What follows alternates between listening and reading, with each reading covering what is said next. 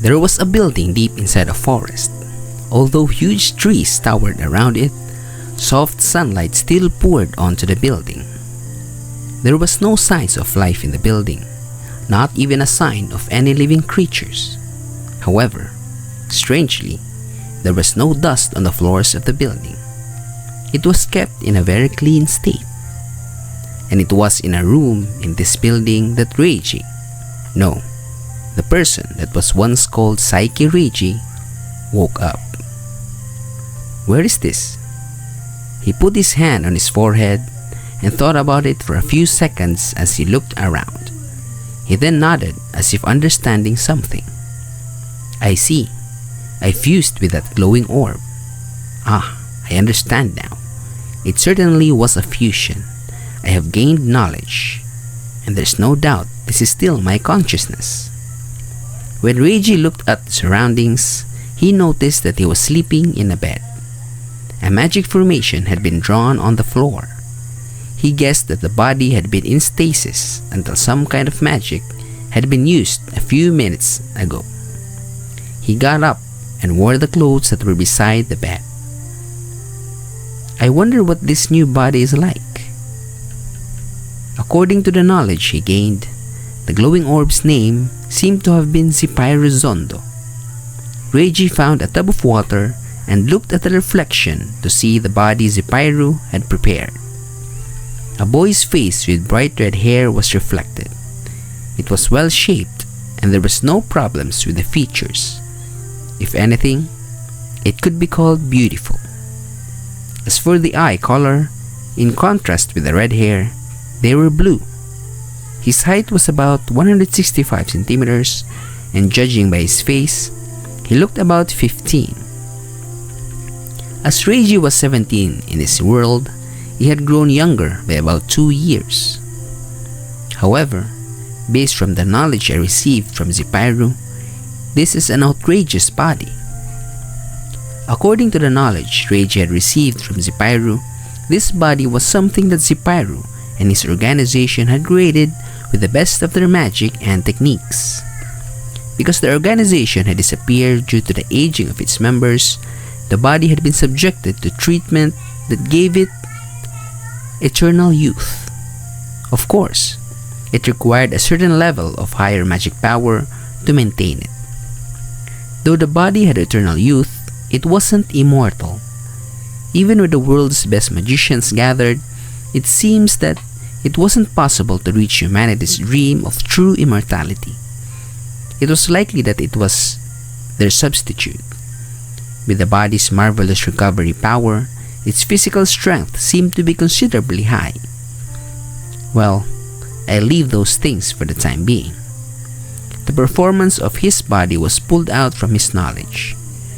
After gaining an approximate understanding, he then poured water from a jug on a table into a wooden cup and drank it in one gulp. He suddenly noticed something while quenching his throat with the water. Come to think of it, this water is also several hundred years old. While saying so, he poured water from the jug into his empty cup again. If the words of Zipairo were correct, he had stayed inside the spiritual world at the intersection between worlds and became a glowing orb for several hundred years in order to find a successor to the magic beast art. This body, the water, the clothes, and the bed must have been prepared by Zipairo before he became a glowing orb. If it was the organization that had gathered the best magicians, then it might be possible to keep everything in a fresh state. The thought came straight to Reiji. The water was fresh enough that if it was said that it had been drawn from a mountain spring, it would have been believable. Although Reiji lived in the rural Tohoku area and was able to drink fresh water, he felt that there was a difference between heaven and earth when compared with this water. The remainder of this delicious water was finished after he drank a few more cups. For now, let's take a look around this building. Though he roughly understood where everything was from Zipairo's knowledge, in the end, it was only what Zipairo knew. He wanted to see his own eyes to make sure. In the bedroom where Reiji had been sleeping in, there was a bed. table, chairs, a jug, and a cup. As he looked around the room, Reiji's eyes caught a picture that had been hung on the wall of the bedroom. 12 people, young and old, were drawn in it. Earth magic, water magic, wind magic, light magic, darkness magic, space-time magic, void magic, summoning magic, alchemy, numerology, and ancient magic. There were 12 people led by Zipairu who used fire magic. The organization, which is said to be able to destroy a country in a few hours, from the knowledge Zipairu had given Reiji, was made up of the magicians depicted in the painting. However, Reiji wasn't only fascinated by the painting. It was the clothes worn by the person in the painting who used numerology. It was a black school uniform that every junior and senior high school student in Japan additionally wore. The person in question had black hair and eyes and features of a Japanese. Takano Masaharu, numerology master, is it? No matter how I think about it, he's a fellow countryman. From Zipairu's knowledge, the person named Takano Masaharu had the characteristic of eternal youth. Reiji's improved body was created by incorporating the physical characteristics of Takano Masaharu and the teaching knowledge of Zipairu. In that case, excluding Takano Masaharu and I, are there any other Japanese who came to this world? I wonder.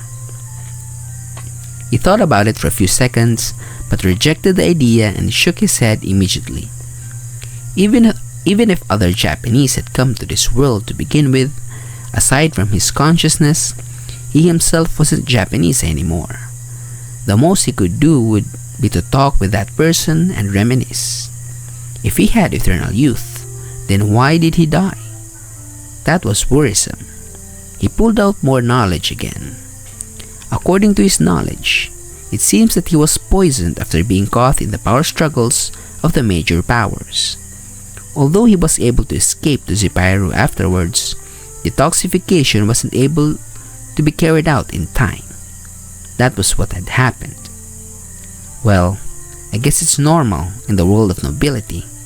That can happen if you get caught in the power struggle. On a side note, the numerology that Takano Masaharu used was an original magic he invented. Nobody seemed to be able to use it aside from him. Its ability was to express objects numerically. It wasn't a magic suited for combat. I see. It's similar to a game where relationships are appraised and analyzed with magic. This seems to have been a completely unknown type of magic in this world, but to Reiji, who loved subcultures, it was somewhat understandable ability. Well then, for the time being, this room is fine. Next is the laboratory. With a pattering sound, he walked barefoot and opened the door of the bedroom. Perhaps the building itself was maintained by magic. Not a single speck of dust could be found on the floor. This, the time of the building, is stopped by space-time magic. He advanced through the corridors while checking Zipairu's knowledge.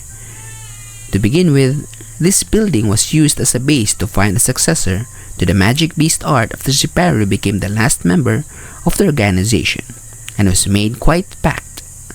Because of this, it took him a few minutes to arrive at the laboratory from the bedroom. On the door of the laboratory, those who open this door without the qualifications of the magic beast art will be hit by a spell, was written on the door plate. At the very least, I can read the world's characters thanks to the fusion. He muttered while looking at the characters on the plate.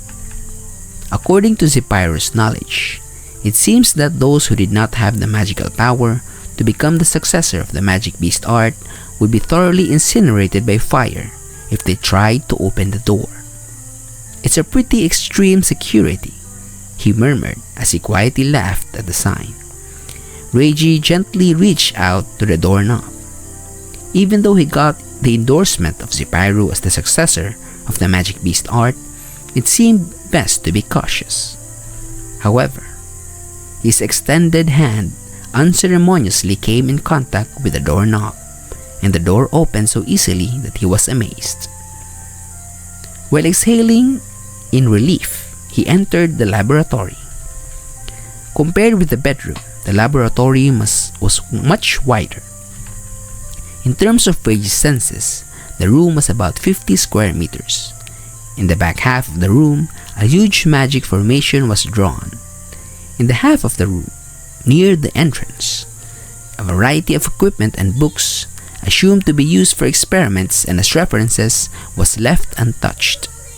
However, a fine jewelry box was also placed on the table. It was the only one in the vicinity. Well, it's a jewelry box. I wonder what I'll find inside. He approached the jewelry box quietly while muttering and opened the lid. A bracelet, is it? He took it out from the jewelry box. It was a bracelet about 10 centimeters in diameter. There was no doubt that the bracelet had a specific use. He looked at the mysterious bracelet in his hands. Taking a look at it, the bracelet was simple.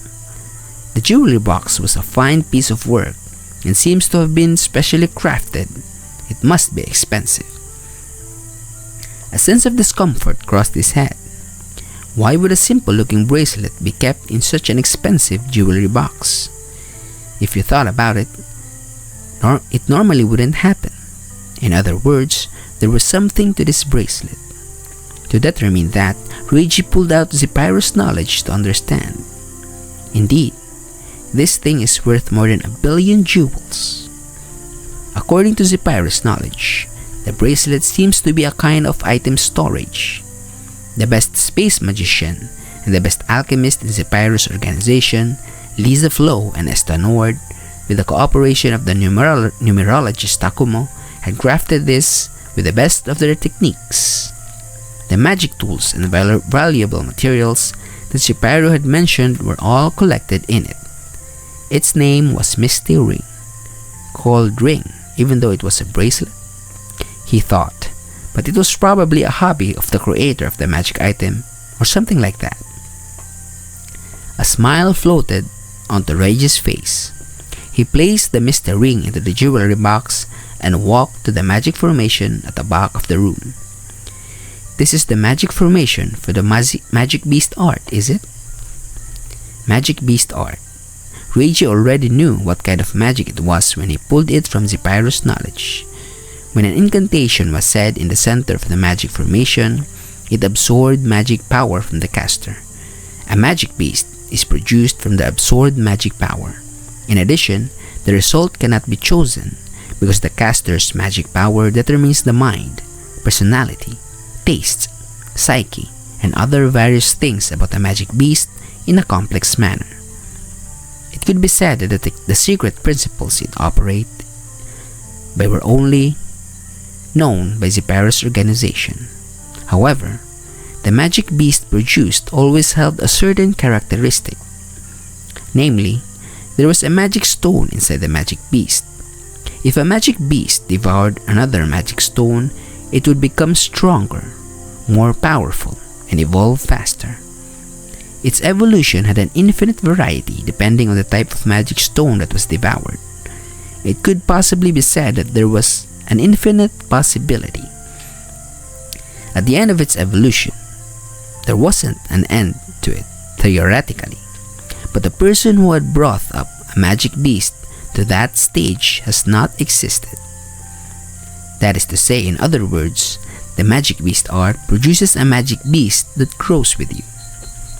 Still, because the magic power that the magic formation absorbs is so large, a normal magician would have his vitality and life absorbed. Once again, dragging out the knowledge of the magic beast art, he took a deep breath and stepped into the magic formation. There is the contract with Zephyro, and above all, I'm interested in the magic beast art. Thinking about it though, I thought I would be more careful. Is it the influence of the fusion? This might be the changes Zephyro mentioned before the fusion. Reiji thought in his head while concentrating on the incantation. Because the incantation to activate the magic formation was present in Zephyro's knowledge, there was no hesitation. We, those who create magic beasts with magic power, living with the magic beast, I use my magic power to manifest the magic beast that sleeps with me. It lives with me. It dies with me. Show me its appearance. Putting magical power to words, namely incantations, what an ascetic would have taken several years of practice to do, Reiji, who inherited Zipairu's knowledge, pulled off without any deviation. The amount of magic power Zipairu, a magician at the peak, had put to these words surprised him. Then the magic formation that Reiji had stepped into began to shine, gradually lighting up. The light absorbed the huge magic power that was emitted from Reiji and grew even brighter. However, naturally, even if Reiji was said to have a vast magical power, magic power isn't infinite. The magic formation continued to shine for 5 minutes, 10 minutes, 20 minutes. Eventually, his limit approached. He dropped to one knee. The next moment, the part of the magic formation that had been shining gave a sudden sharp brightness. Then the luminescence of the formation abruptly disappeared. Is it done? The magic power in the vicinity had been absorbed to its limits by the magic formation. Reiji looked around with his light-headed consciousness and caught sight of something with a black luster. It was a cocoon and had a jet black color. The cocoon started to crack, and the moment it broke, Reiji's consciousness sunk into darkness. But just before Reiji fainted, he felt something warm and feathery. A spoiled voice sounded, and with that sound, he fell to the floor.